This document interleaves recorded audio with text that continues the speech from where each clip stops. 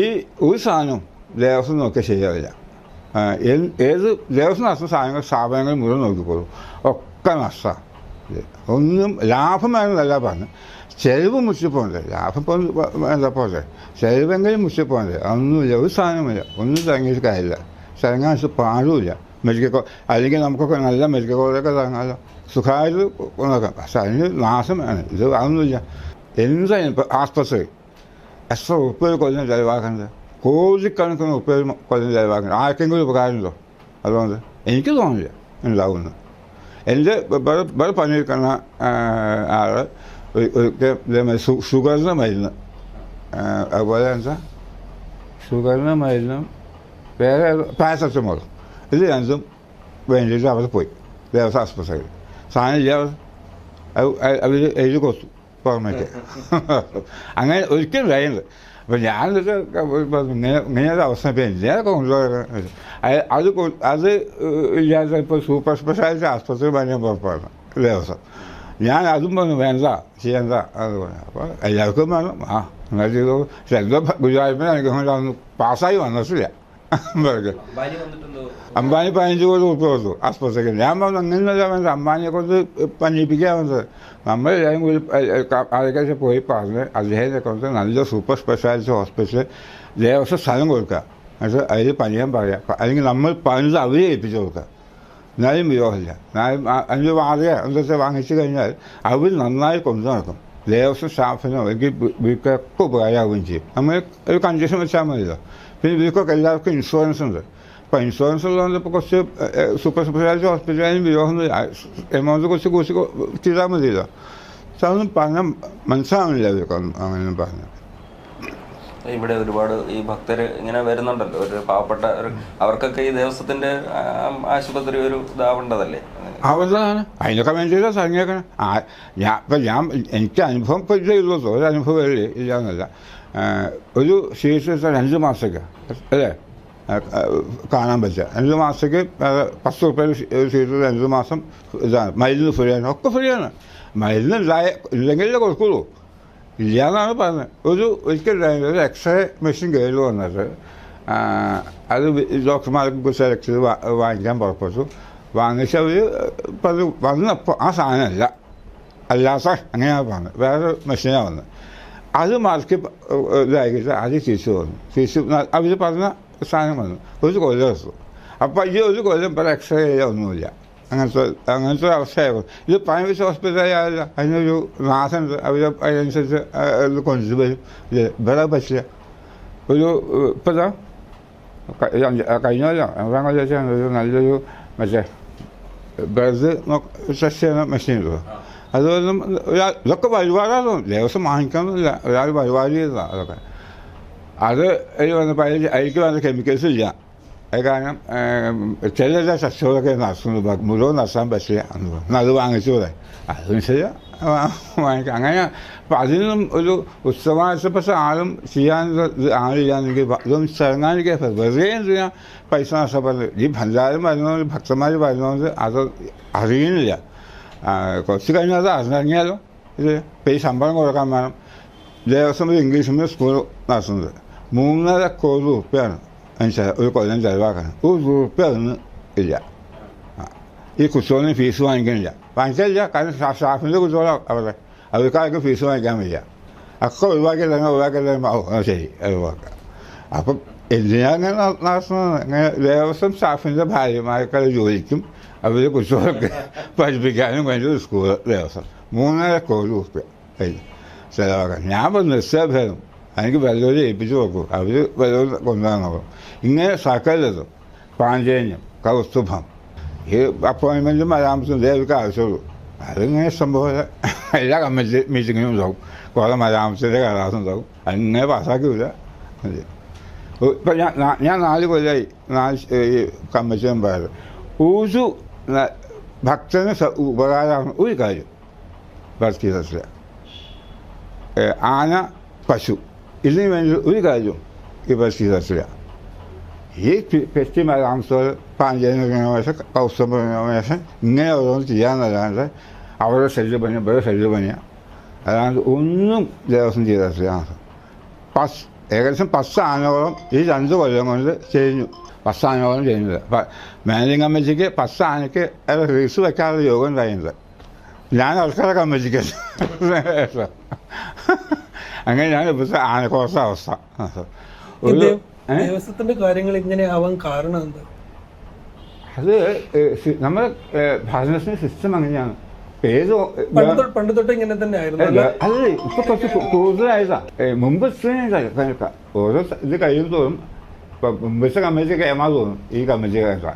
ഇനി അടുത്ത കമ്മിറ്റി കഴിയുമ്പോൾ ഇതായിരുന്നു നന്നായി തോന്നും. അങ്ങനെയാണ് ഗവൺമെന്റ് അല്ലേ. ഗവൺമെന്റ് ആകുമ്പോൾ ആർക്കും ഉത്സവായസല്ലോ.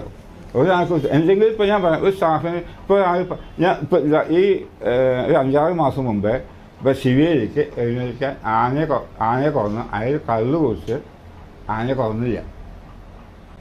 എഴുന്നേൽക്കാൻ പാപ്പ ഇല്ല അവിടെ. എന്നിട്ട് ശിവേലി ആന ഇല്ലാണ്ട് നടത്തി. എന്നെ വിളിച്ചു എന്താ വേണ്ടത് ചോദിച്ചു. ശിവേലി സുഖം തുടങ്ങി. അപ്പോൾ ഈ ആനയെ പാപ്പ കള്ളു കുറിച്ച് കിടക്കാം. അത് വന്നെത്തില്ല. അപ്പോൾ ആന ഇല്ലാണ്ട് ശിവേലി മുൻപിക്കും എന്തായാലും തുടങ്ങിയില്ലേ, അത് മുൻപിക്കുമെന്ന് പറഞ്ഞു. ആ ആനക്കാരനടക്കം ഒരു കുറച്ചു കാലമൊക്കെ സസ്പെൻഷൻ എന്തൊക്കെ ഉണ്ടാവും ചേച്ചികൾ. ഇത് ആ സസ്പെൻഷൻ ചെയ്താൽ സുഖമാണ്. കാരണം പനി ഇരിക്കുകയും അതിൻ്റെ ശമ്പളം കിട്ടും. അതൊക്കെ കുറച്ച് കഴിഞ്ഞാൽ ഈ അത് എന്താ സമ്പർത്തോട് കൂടി ഇതാക്കും. അപ്പം അത് ഒരു കാര്യം ചോദിച്ചോട്ടെ, ഈ ദേവസ്വം അപ്പോയിന്റ്മെന്റുകൾ രാഷ്ട്രീയ അപ്പോയിന്റ്മെന്റുകളാണ്. ഈ അപ്പോയിന്റ് ചെയ്ത് വരുന്നവർക്ക് ഭഗവാനോടാണോ അതോ അപ്പോയിന്റ് ചെയ്ത ആൾക്കാരോടാണോ ഭക്തി? ഭഗവാനോട് എന്താണെന്ന് എനിക്ക് തോന്നുന്നില്ല. ഭഗവാനോട് ലേശം ഉണ്ടെങ്കിൽ ഇവരിങ്ങനെ ചെയ്യില്ല. ഇവര് കാരണമാണ് ഇപ്പോൾ ആൾക്കാർ വരുന്നത്. അങ്ങനെയൊക്കെയാണ് ചിന്താഗതി. ഇപ്പം ഞാൻ പല ഇരിക്കുന്നതുകൊണ്ടാണ് പല ആൾക്കാർ വരുന്നത്. ഞാൻ ചിന്തിച്ചാൽ എങ്ങനെയാണ് ചെയ്യുക? അങ്ങനെ ഒരു മനോഭാവം തന്നെ ഉണ്ടായ മോശമാണ് അതിൽ ഇപ്പം ഞാൻ പറയുന്നത് വെച്ച് നോക്കിക്കഴിഞ്ഞാൽ എല്ലാ അവസ്ഥയും ഇങ്ങനെയാണ്. ഇപ്പോഴത്തെ കോളേജ് ഇപ്പോൾ ഞാൻ ഈ ചെയർമാൻ വരുമ്പോൾ ഞാൻ പറഞ്ഞ ഒരു 50 കൊല്ലം മുമ്പുള്ള കോഴ്സുകളൊക്കെ പറഞ്ഞത്. അപ്പോൾ ഞാൻ കുറച്ച് നല്ല നല്ല കോഴ്സുകൾ എത്ര കോഴ്സാണ് ഇപ്പോൾ ഓരോ ഇത് നോക്കുമ്പോൾ നമ്മൾ കേൾക്കാത്ത കോഴ്സുകൾ പലതും ഉണ്ട്.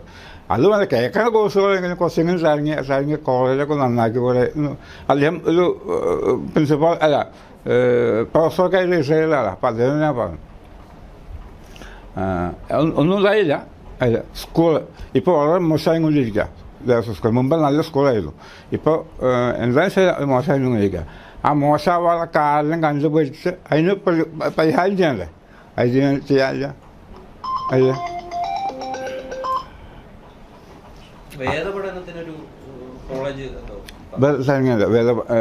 Vedic university. ഇതൊന്ന് പോയാലാണ് ഇപ്പോൾ ഒന്ന് തുടങ്ങിയേക്കണം. അതിപ്പോൾ തുടങ്ങിയിട്ടുള്ളൂ. അപ്പോൾ ഒരു 5-6 പുസ്തകം ഉണ്ടായില്ല. ഈ ഇവിടുത്തെ കിഷാന്തിക്കാരുടെ പുസ്തകമൊക്കെ തന്നെയാണ് അധികം വന്നത്. ഈ വേദം പഠിക്കാൻ വന്നേക്കണം. സംസ്കൃതം പഠിക്കാൻ വേറെ പുറമേ 2-3 പുസ്തകങ്ങൾ വന്നത്. അത് ചിലപ്പം സാധ്യതയാണ്. ഈ ഒക്കെ എന്താണ് ഗുരുകുല സമ്പ്രദായത്തിലാണ്. അത് കാരണം കുസ്തോല് വരിക സംസ്ഥാനം വരാൻ. അപ്പോൾ ആരും ഈ കുസ്തോലെ അങ്ങനെ വരില്ലല്ലോ. ഒക്കെ അച്ഛൻ്റെ അമ്മയുടെ അച്ഛന് പോയി വരാനുള്ള സൗകര്യം നോക്കാം. അത് ചില കുസ്തോൾ അങ്ങനെയാണ്. അങ്ങനെ വേണ്ടതും അങ്ങനെയാണ്, അല്ലാന്നല്ല. മറ്റത് ഇപ്പം പണ്ട് കാലത്തെന്നൊക്കെ പറഞ്ഞാൽ ഇപ്പം ഞങ്ങളെ സംബന്ധിച്ച് വേദം പരിക്കരിച്ചാൽ അത് വരികയാണ്. ഒരു ഉപനയന കഴിഞ്ഞാൽ അങ്ങോട്ട് വരും. അപ്പം പ്രായം നോക്കില്ല. പിന്നെ അദ്ദേഹത്തിൻ്റെ ഭാഗമാണ് അത് പഠിപ്പിച്ച് വിടുക എന്നുള്ളത്. ഇപ്പം അത് ആരും വരുന്നില്ല. അങ്ങനെയൊന്നും വളരെ കുറച്ചേ ഉള്ളൂ. ഇപ്പം തൃശ്ശൂർ ബ്രഹ്മസമാസ വേദഭാഷയിൽ അവരെന്താ കുറച്ച് കുറിച്ചോളൂ. അതൊക്കെ 3-4 കൊല്ലം കഴിഞ്ഞാൽ ഒക്കെ പോവുകയാണ്. അവരൊക്കെ നമുക്കതിന് ഒരു അതുകൊണ്ട് ഒരു വരുമാന മാർഗ്ഗം ചെയ്യും. ഇപ്പോൾ വേദ മാസം പഠിച്ചു കഴിഞ്ഞാൽ അതുകൊണ്ട് ഇപ്പോൾ ഒരു വരുമാന മാർഗ്ഗം കഷ്ടമാണ്. അപ്പോൾ അത് കാരണം എല്ലാവരും ഈ IT ഫീൽഡിലേക്ക് പോവുക. സ്കൂൾ പഠിക്കും. ഇപ്പോൾ ശാന്തിക്ക് ആളെ കിട്ടാനില്ല. ശരിക്കും നല്ലൊരു ബ്രാഹ്മണനെ കസ്റ്റൻസില്ല. അറിവുള്ള ബ്രാഹ്മണരെ കിട്ടാൻ വലിയ പാടാണ്. വളരെ ബുദ്ധിമുട്ടായ തിരുമേനി ഇതൊക്കെ ഇന്റർവ്യൂ നടത്തുന്ന മേൽശാന്തി ഇന്റർവ്യൂ ഒക്കെ നടത്തുന്നതല്ലേ? അപ്പോൾ പിന്നെ ഈ ഇന്റർവ്യൂവിന് വരുന്ന ആൾക്കാർക്ക് ബേസിക്കായിട്ട് പല ഇന്റർവ്യൂ ബസ് പൂജ മാത്രം പഠിക്കും. വേറൊന്നും അറിയില്ലാവില്ല. അതിന് വേണ്ട അത്യാവശ്യം കാര്യങ്ങൾ അതിന് വേണ്ടി മാസം പഠിച്ചു വരുന്ന ആൾക്കാരുണ്ട്. നമുക്ക് കണ്ടാൽ അറിയാം. അത് അപ്പം പക്ഷേ അതെങ്കിൽ അത് പക്ഷേ ഇല്ലാണ്ടായിരിക്കും. ഒരു നല്ലോണം അറിയാൻ ആൾക്കാരൊന്നും ഇല്ലാണ്ട് ഇപ്പം ആര് തന്ത്രപുല്യാവശ്യം കുറച്ച് കുട്ടികൾ പഠിച്ച് ഉള്ളത് കൊണ്ട് ഇപ്പം ഈ കലശങ്ങളും ഇതൊക്കെ കൊണ്ടു നടക്കാൻ വലിയ ബുദ്ധിമുട്ടുകളില്ല. കേരളത്തിൽ തന്നെയുള്ള ഈ അമ്പലങ്ങളിൽ ഒരു ഐക്യരൂപം ഉണ്ടോ ഇതിന്റെ? ഇല്ല, വളരെ കുറവാണ്. ഐക്യരൂപം ആരായാലും ഇല്ല. ഇപ്പം ഞങ്ങളുടെ വിഭാഗം തന്ത്രിമാർ തമ്മിൽ ഐക്യമില്ല, ശാന്തിക്കാർ തമ്മിൽ ഐക്യമില്ല, കുടുംബങ്ങൾ തമ്മിൽ ഐക്യമില്ല. ഒക്കെ ഞാൻ എന്താണ് വാഴോത്സവം കഴിച്ചപ്പാടുന്നതായ ഞാനാണ് കേന്ദ്രമില്ല. നമ്മൾ ഹിന്ദു സമുദായത്തിൽ മുഴുവൻ ഉള്ളത്, ഹിന്ദുക്കൾക്ക് മുഴുവൻ ഒരു ഐക്യതയുണ്ട്. അത് എന്താണ് ആരുടെ ശാപ ചോദിച്ചാൽ ചെയ്യാം. എന്തായാലും അതിൽ പ്രധാനം ഞങ്ങളുടെ വിഭാഗം, നമ്പൂരി ബ്രാഹ്മണ വിഭാഗം ഒരു ഐക്യമില്ല. അതിലും തമ്മിൽ ഒരാളെ കിട്ടിയ ആളെ മാക്സിമം ഇല്ലാതാക്കാൻ നോക്കുക. അതേ ഉള്ളൂ. ഈ തന്ത്രവിദ്യ പഠിപ്പിക്കാൻ പറ്റുമോ? ഈ കുടുംബപരമായിട്ടാണല്ലോ തന്ത്രിയാവുന്നത്. പക്ഷെ ഇപ്പോൾ ആലുവ തന്ത്രവിദ്യാപീഠമൊക്കെ ഈ തന്ത്രവിദ്യ പഠിപ്പിക്കുന്നത് അവർ എങ്ങനെയാണ് അവരെ ഈ ക്ഷേത്രങ്ങളിലേക്കുള്ള ഒരു? ഞാൻ അവരെ പഠിച്ചാണ്. ഞാൻ ആഴ്ച പഠിച്ചത് ആളാണ് അവരെ. കാരണം ഇപ്പോൾ 14 ദിവസം പഠിക്കുന്നത്. അവർ മുഴുവൻ തന്ത്രിമാരെന്നല്ല. അതാണ് അവരെ പഠിച്ച കുട്ടികളുള്ളത് കൊണ്ട് ഞങ്ങളെ പോലത്തെ ആൾക്കാർക്ക് കലശങ്ങളൊക്കെ വന്നു കഴിഞ്ഞാൽ നടത്തി തരാൻ ആൾക്കാരുണ്ട്. അവർ പഠിച്ച കുട്ടികളുണ്ട്. അല്ലെങ്കിൽ ഇപ്പോൾ തന്ത്രി കുടുംബങ്ങളിൽ അങ്ങനെ സ്കില്ലായിട്ടുള്ള തന്ത്രി ഉണ്ടാവും നയിക്കാം. കാരണം ആരും ഇത് പഠിക്കുന്നില്ല. ഈ വിദ്യാഭ്യാസം അല്ലെങ്കിൽ അവനാലും അവരുടെ കയ്യിലുമില്ല. ശരിക്കും സ്കില്ലായിട്ട് പഠിക്കുന്നില്ല ആരും. ഒക്കെ ആ സമയമായ ഒരു പൂജ ആ പൂജ പഠിക്കുക, മത്സ്യ പൂജ അതൊന്നും പഠിക്കുക. അങ്ങനത്തെ അവസ്ഥയായിരിക്കണം. അതിൽ ഒരു എന്താണ് സന്തനംശം മുതൽ ആ രീതിയിൽ പഠിക്കുക എന്നത് വളരെ അപൂർവം കുറച്ച് ആൾക്കാരൊക്കെ ഉള്ളൂ. അല്ലാതെ ഇല്ലാതെ.